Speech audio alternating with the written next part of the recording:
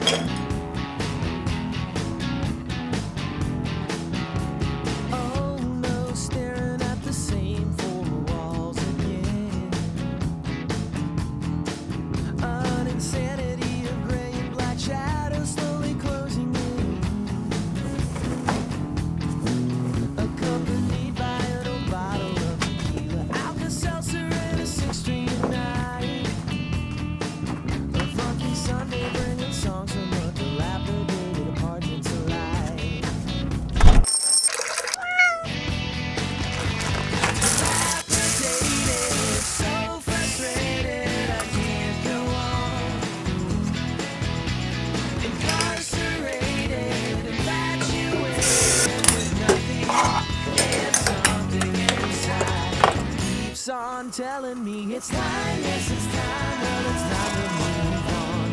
It's time, yes it's time, well it's time to move on. It's time, yes it's time, well it's time to move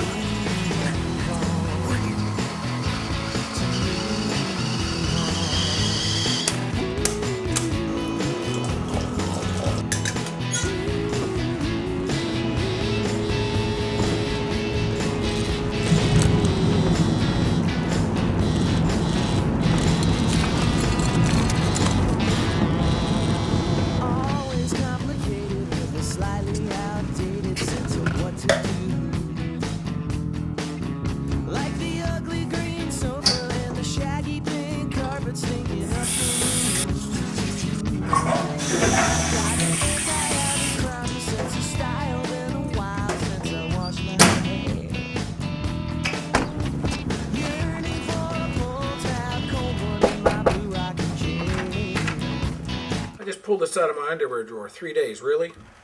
Dude, I didn't know we were that close. You got some coffee on or something? It's a good thing the governor didn't call about those exploding children.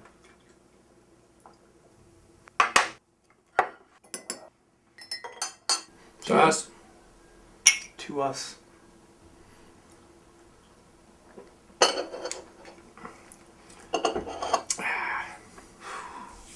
bet you're glad to get your phone back. You know, I saw it sneaking off with a calculator, and I had to put an end to that mixed marriage. It's on how you calculate it. Boom. So what do you got on your slate? What's going on with you?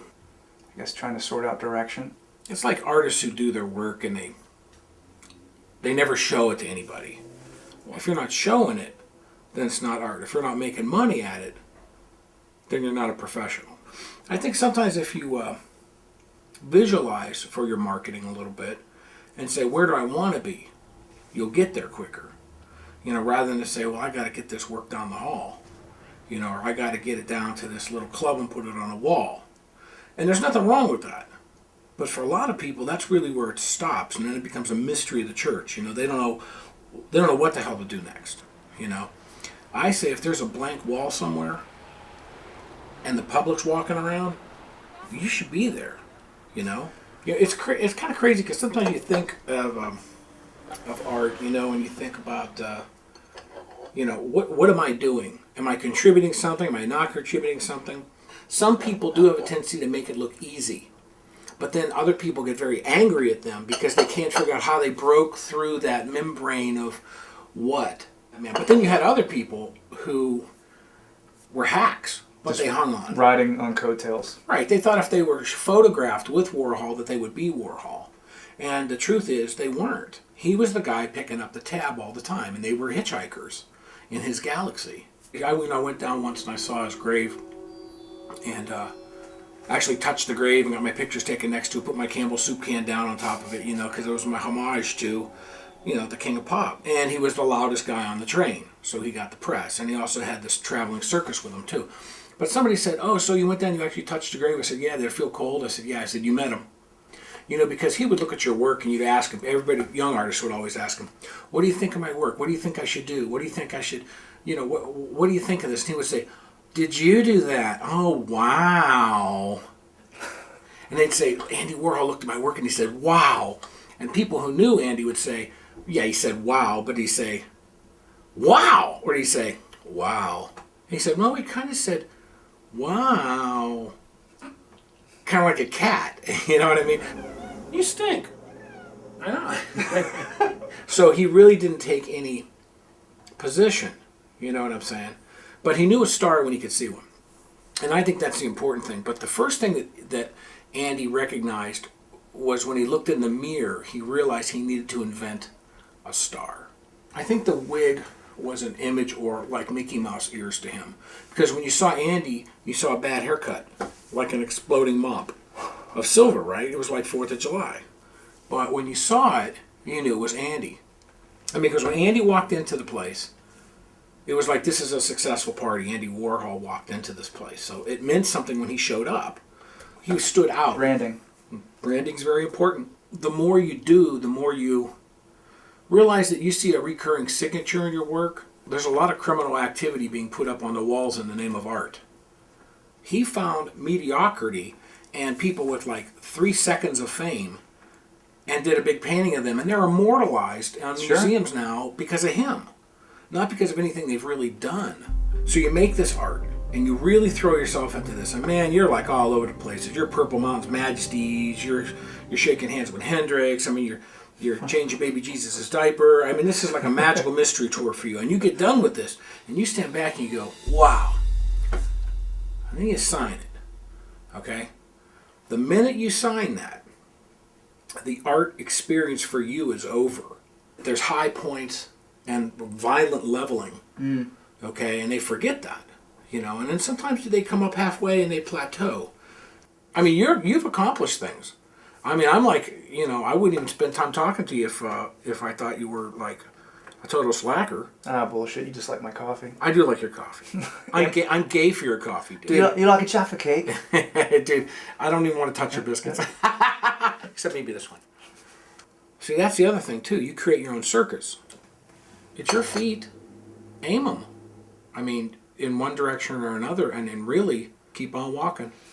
You know, and if you have to sit down for a while, you sit down for a while. Maybe I should go down to the wig shop. Dude, if that's what's going to take to get you, to make you happy and to make America go, I think that's what you got to pay a price. If you want to live top shelf, you got to pay top shelf, and you got to find a way to pay for the top shelf. And it's not pretty, it's painful. It takes what seems to be forever. We'll get something, we'll miss an opportunity, or we'll take it lightly, and it'll walk past. But it doesn't mean we don't learn from it and regroup. You know what I mean? Or you got the balls like Basquiat to say, oh, there's Andy Warhol. I'm going to get out of my cardboard box and sell him some of these little trinkety things. I'm walking right in and do it. I'm just going to do this. You have to have audacity. I don't care who it's going to offend. I don't care who it pisses off. You just have to do it sometimes. Take those chances. Mm-hmm. Absolutely. I mean, ideas are free. Opportunities come by every day. They knock on everybody's door every single day. And you know what? Most people are not trained to hear them. And they're not prepared to offer anything when opportunity knocks. Because opportunity is looking for something specific. And if you're not in a position to offer opportunity, what it's looking for when it comes to your house, it moves on to the next door neighbor. All right, hang on a second. Yellow. Yeah, it's me. Really? I'll talk to you in 20. All right, hey, thank you. I gotta go. I mean, I could put some more coffee on. You know, Dude, you make the best coffee on the planet. If you had breasts, I'd marry you. I said, but I have to tell you right now, I gotta get going. Things to do, people to be. Next week, let's get together. All right. Stay in touch. Don't lose your phone. All right, I'm out of here. Gotta go. Okay. See ya. Sorry again about the cat. Look out, Planet, you're on my watch now. It's time, yes, it's time.